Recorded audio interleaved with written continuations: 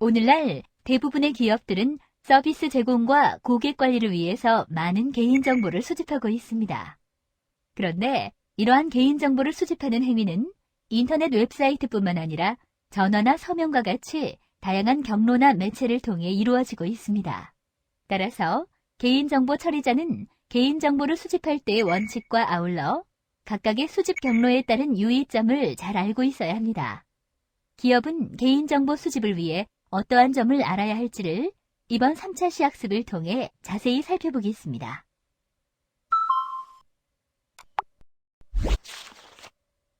오늘의 학습 목표는 개인정보를 수집하는 경우의 주의사항과 올바른 절차를 정확하게 파악하는 것입니다. 주요 내용은 다음과 같습니다.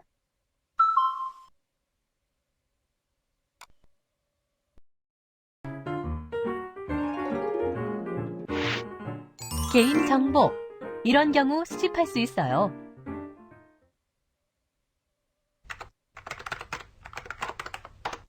오, 여기 좋은 게 있네.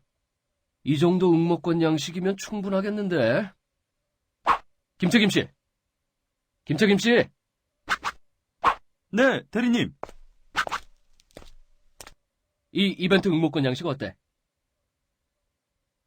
그런데 대리님, 아무래도 뭔가 빠진 것 같은데요? 뭐가 빠졌는데?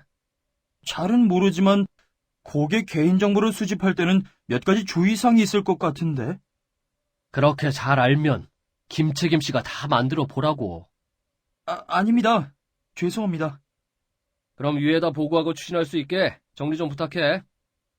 네.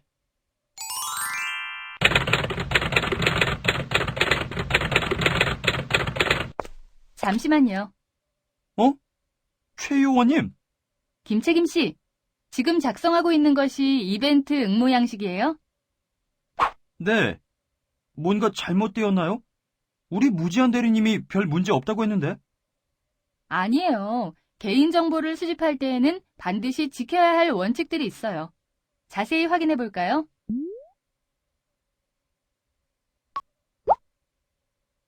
개인정보 처리자는 어떤 경우에 개인정보를 수집할 수 있는지를 구체적으로 살펴볼까요? 아래 내용에 마우스를 클릭해 보세요. 정보 주체의 동의를 받은 경우에는 개인정보를 수집할 수 있습니다. 정보 주체의 동의란 정보 주체가 개인정보를 수집해도 좋다는 승낙의 의사 표시를 말합니다. 법률에 특별한 규정이 있거나 법령상 의무를 준수하기 위해 불가피한 경우에는 개인정보를 수집할 수 있습니다. 공공기관이 법령 등에서 정하는 소관 업무 수행을 위해 불가피한 경우에는 개인정보를 수집할 수 있습니다. 정보 주체와의 계약 체결, 이행을 위해 불가피하게 필요한 경우에는 개인정보를 수집할 수 있습니다. 정보 주체나 제3자의 생명, 신체, 재산의 이익을 위해 필요하다고 인정되는 경우에는 개인정보를 수집할 수 있습니다.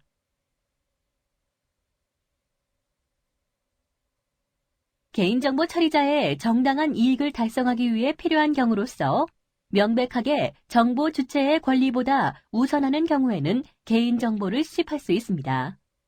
어떻습니까? 이해가 되셨나요?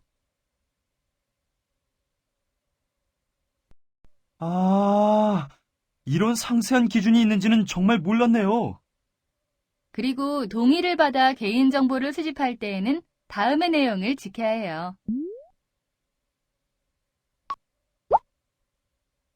개인정보 처리자가 정보 주체로부터 동의를 받을 때에는 정보 주체에게 다음의 사항을 알리고 동의를 받아야 합니다. 개인정보의 수집, 이용 목적, 수집 개인정보 항목, 개인정보의 보유 및 이용 기간, 동의를 거부할 권리가 있다는 사실, 동의 거부에 따른 불이익이 있는 경우 그 불이익의 내용입니다. 개인정보 처리자는 개인정보 수집에 대한 동의를 받을 때뿐만 아니라 기존에 동의받은 내용에 변경이 있는 경우에도 이를 알리고 동의를 받아야 합니다.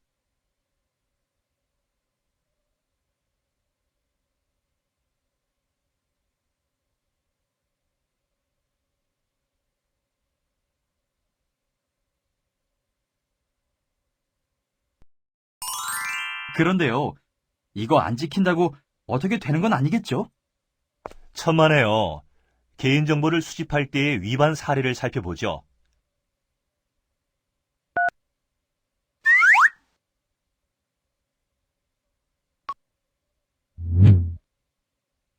개인정보를 수집할 때 고지사항을 알리지 않고 동의를 받지 않은 사례를 살펴보겠습니다. A백화점은 인터넷 홈페이지를 통해서 온라인 회원 가입을 받을 때에는 개인정보 수집에 대한 고지사항을 알리고 동의를 받고 있었습니다. 그런데 A백화점은 고객들을 대상으로 경품 이벤트를 개최하면서 이벤트 응모권에 개인정보 수집에 대한 고지사항을 기재하지 않고 고객들의 동의를 받지 않은 채로 개인정보를 수집하였습니다. A백화점과 같은 개인정보 처리자는 회원 가입을 위해 개인정보를 수집하는 경우는 물론이고 한시적인 이벤트 행사를 위해 개인정보를 수집하는 경우에도 고지사항을 알리고 동의를 받아야 합니다. 정보 주체의 동의 없이 개인정보를 수집한 경우에는 5천만 원 이하의 과태료가 부과될 수 있으므로 주의해야 합니다.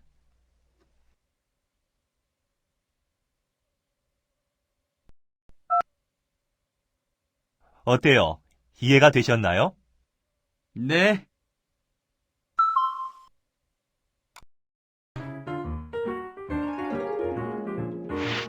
홈페이지를 통해서 개인정보를 수집할 때 이런 점을 유의하세요. 김책임 씨, 홈페이지에 이벤트 안내 올릴 준비는 다 됐지? 네. 개인정보 수집 동의 내용까지 모두 포함해서 만들었습니다. 그런데 가만히 생각해보니까 말이야. 우리 회사 홈페이지에 개인정보 처리 방침 올라가 있지. 거기에 개인정보 수집 동의 내용 다 들어가 있잖아. 그냥 개인정보 처리 방침을 링크해서 동의를 받으면 되지 않을까? 이렇게 하는 게 이벤트 응모하는 고객들도 더 편할 테고 말이야. 아니에요. 홈페이지를 통해 개인정보를 수집할 때에도 주의하실 점이 있어요. 인터넷 홈페이지에서 개인정보를 수집할 때 주의해야 하는 사항은 어떤 것들이 있을까요? 홈페이지를 통해 개인정보를 수집하는 경우에는 웹사이트에 동의 내용을 게재하고 정보 주체가 동의 여부를 표시하도록 하는 방법을 이용하면 됩니다. 주의할 점은 회원 가입, 이벤트 등과 같이 그 경우에 맞는 고지사항을 알려야 하며 개인정보 처리 방침이나 서비스 이용 약관을 그대로 보여주고 동의를 받는 것은 허용되지 않습니다.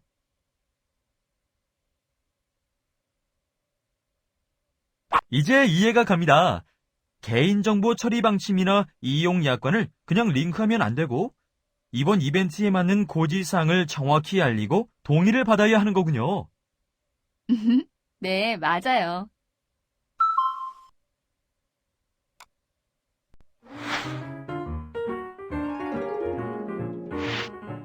전화를 통한 개인정보 수집, 이런 점을 유의하세요. 대리님, 이벤트 응모 양식 정리했습니다. 수고했어.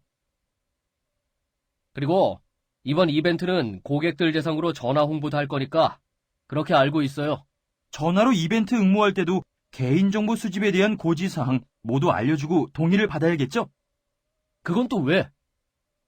전화로 이벤트 응모 안내하기도 바쁜데 그걸 언제 다 읽어줘요? 잠깐만요. 그렇지가 않아요. 또 오셨네. 전화로 개인정보를 수집할 때 고지사항을 일일이 말해줄 필요가 있나요?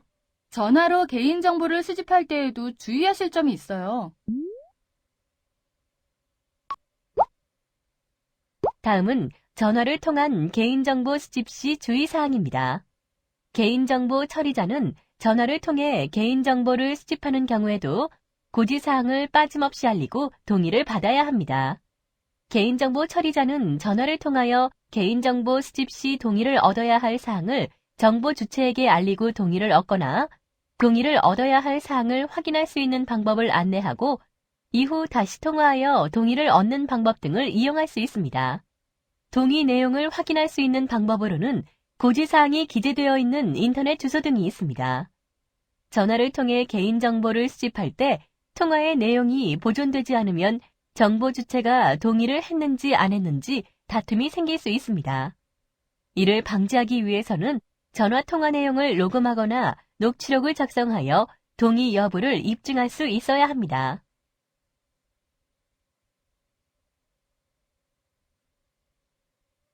전화로 수집할 때도 고지와 동의를 얻어야 하는 것이군요.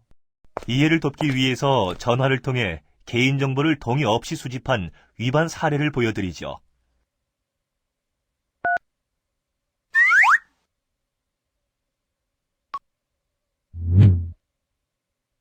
전화를 통해 개인정보를 수집할 때의 주의사항에 관한 사례를 살펴보겠습니다. A 여행사는 인터넷 홈페이지에서 회원 가입을 받을 때는 개인정보 수집에 대한 동의를 받고 있었지만 전화로 여행 상품의 상담과 예약을 할 때에는 고지사항을 알려주고 동의를 받는 절차를 지키지 않았습니다. 개인정보 처리자는 전화를 통해 개인정보를 수집하는 경우에도 반드시 고지사항을 알리고 동의를 받아야 합니다. 만약 고지사항의 내용이 많아 전화로 알리는 것이 어렵다면 고지사항이 기재되어 있는 A 여행사의 인터넷 주소를 알려주고 동의를 받는 방법 등을 이용할 수 있습니다.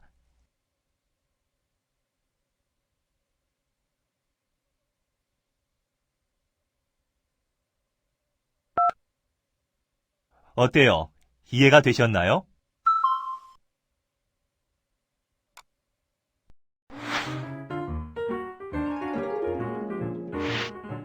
서면을 통한 개인정보 수집, 이런 점을 유의하세요.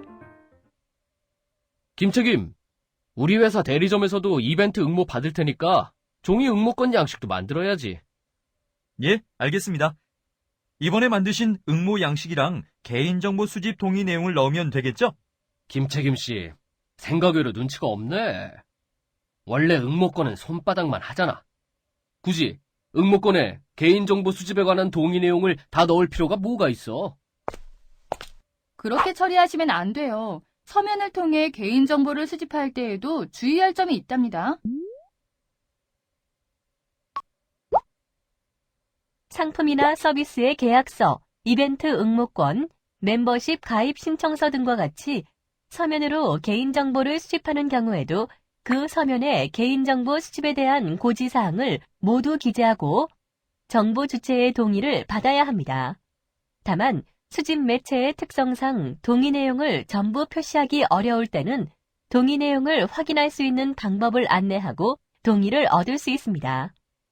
예를 들어 용지가 작은 이벤트 응모권 같은 경우에는 동의 내용을 확인할 수 있는 인터넷 주소나 전화번호를 기재하고 동의를 얻을 수 있습니다.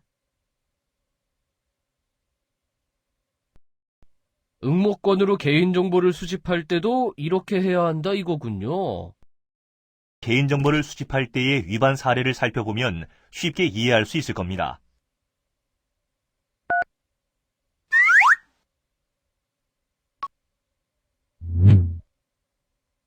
서면을 통한 개인정보 수집 시의 주의사항에 대한 사례를 살펴보겠습니다. A호텔은 멤버십 가입 신청서를 받으면서 신청서 양식에 고지사항을 전혀 기재하지 않고 동의를 받지 않았습니다. A호텔과 같은 개인정보 처리자는 멤버십 가입 신청서와 같이 서면을 통해 개인정보를 수집하는 경우에도 고지사항을 기재하고 동의를 받아야 합니다.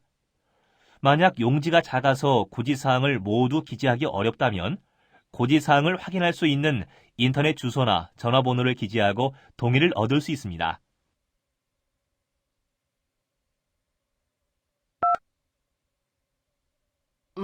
나도 다 생각은 하고 있었는데.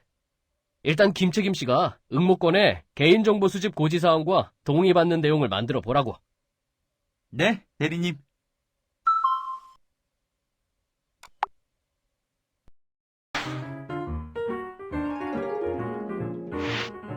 아동의 개인정보를 수집할 때 이런 점을 유의하세요. 김책임 씨, 내가 좋은 아이디어가 떠올랐는데 말이야. 아이들 대상으로도 이벤트를 만들어 보는 건 어떨까? 아이들을 대상으로요? 그럼 경품도 주고 하면 아이들이 많이 참여할 것 같은데. 오히려 요즘에는 아이들이 이런 게 관심이 많다고. 생각해보니 그런 것 같네요. 우리 회사야 회원수도 늘리고 일석이조지. 개인정보야. 우리가 배운 대로 그냥 동의받으면 되는 거고. 아동의 개인정보를 그렇게 수집해서는 안 돼요. 아니, 알려주신 대로 동의받겠다는데 뭐가 문제가 있나요? 아동의 개인정보를 수집할 때에는 특별히 주의할 점이 있답니다. 만 14세 미만의 아동은 개인정보의 중요성에 관한 인식이 충분하지 않기 때문에 아동 본인의 판단만으로 개인정보 처리자의 개인정보 수집에 응할 경우에는 뜻하지 않은 피해나 불이익을 당할 우려가 큽니다. 이에 따라서 개인정보보호법은 개인정보 처리자가 만 14세 미만 아동의 개인정보를 수집할 때에는 부모 등 법정 대리인의 동의를 얻도록 하고 있습니다.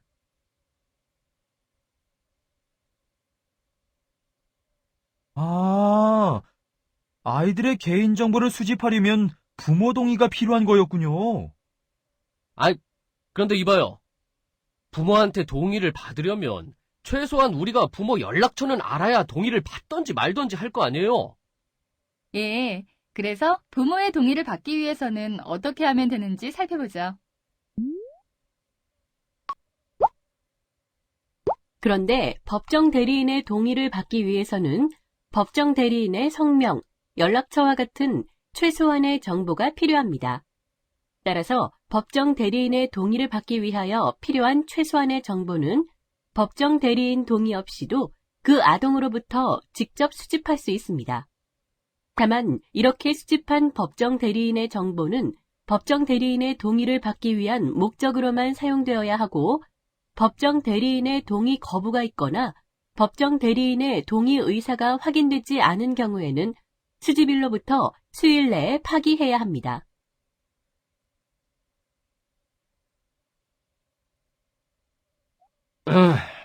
그렇군. 자, 그럼 부모의 동의 없이 아동의 개인정보를 수집한 사례를 보여드릴 테니 함께 보시죠.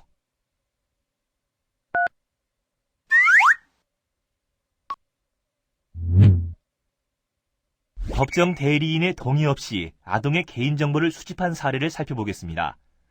A 학원은 근처의 초등학교 앞에서 하교하는 아동들을 대상으로 학용품을 나눠주면서 아동들의 개인정보를 수집하였습니다. 아동의 개인정보를 수집할 때에는 부모의 동의를 받았어야 하지만 A 학원은 부모의 동의 없이 아동들의 성명, 학년, 연락처, 부모 성명 등을 수집하였고 나중에는 이 개인정보를 학원 홍보 활동에 이용했습니다.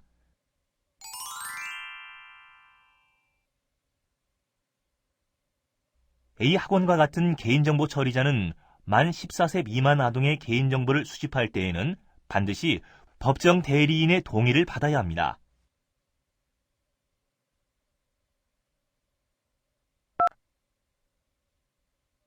대리님, 정말 주의해야겠네요.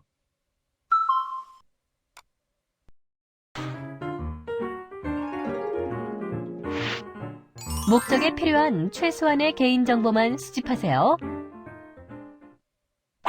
김씨. 잠깐 이리 와봐. 네, 대리님. 이벤트에 응모한 고객들을 나중에 잘 관리하려면 말이야. 주민등록번호는 꼭 받아야겠지? 주민등록번호요? 이벤트에서는 이름과 연락처만 받으면 되고, 주민등록번호는 꼭 필요할 것 같지는 않은데요? 필요하던 안 하던 우리나라에서 주민등록번호는 기본으로 받는 거지 뭘 그래? 이러실 줄 알았어요. 아니, 주민등록번호 받는 것도 문제가 돼요? 개인정보 수집은 최소한으로 하셔야 해요. 필요 최소한의 개인정보 수집 원칙을 살펴보겠습니다. 사업자 등 개인정보 처리자가 개인정보를 수집하는 경우에는 목적에 필요한 최소한의 개인정보를 수집해야 합니다. 이때 개인정보 처리자는 필요한 최소한의 개인정보에 대해 입증해야 합니다. 또한 개인정보 처리자는 정보 주체가 필수 정보 외에 개인정보 수집에 동의하지 않는다는 이유로 재화나 서비스 제공을 거부해서는 안 됩니다. 즉 정보 주체는 회원 가입이나 이벤트 응모 등을 할 때 필수 정보만 입력하면 되고 선택 정보는 입력하지 않아도 개인정보 처리자는 처리해야 한다는 의미입니다. 개인정보 처리자는 정보 주체가 선택 정보를 입력하지 않았다고 해서 회원 가입을 거부하거나 서비스 제공을 거부해서는 안 된다는 의미입니다.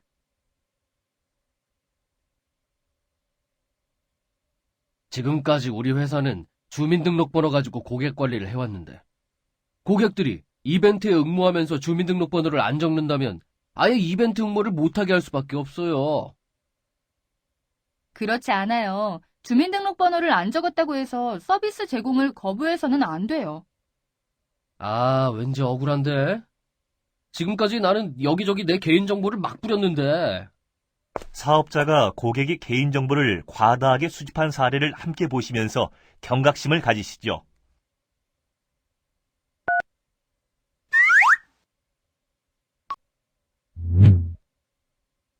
최소한의 개인정보 수집 원칙을 위반한 사례를 살펴보겠습니다. A렌터카에서는 인터넷 회원 가입을 받으면서 기본적인 개인정보 외에 운전면허 번호나 운전 벌점 내역과 같이 인터넷 회원 가입에 반드시 필요한 정보가 아닌 개인정보까지도 모두 필수적으로 입력하도록 하였습니다. 그리고 이러한 개인정보를 모두 입력하지 않으면 아예 회원 가입이 안 되게끔 하였습니다. A렌터카는 온라인으로 회원 가입을 받을 때 기본적인 필수 정보만 입력해도 회원 가입이 가능하도록 했어야 합니다.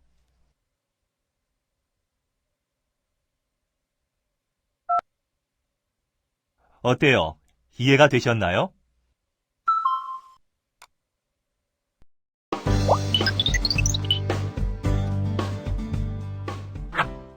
오늘 학습 요점을 정리하였습니다. 꼭 기억해 주세요.